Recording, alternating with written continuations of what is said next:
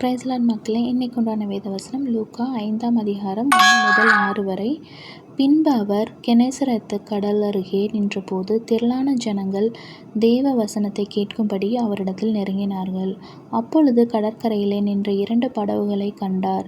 மீன் பிடிக்கிறவர்கள் அவைகளை விட்டிறங்கி வலைகளை அலசி கொண்டிருந்தார்கள்.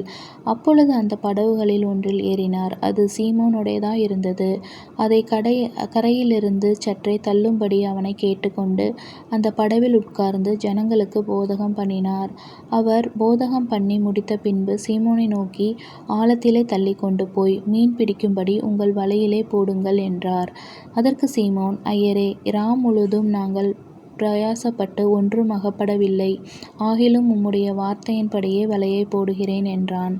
அந்தபடியே அவர்கள் செய்து தங்கள் வலை கிழித்து போகத்தக்கதாக மிகுதியான மீன்களை பிடித்தார்கள்.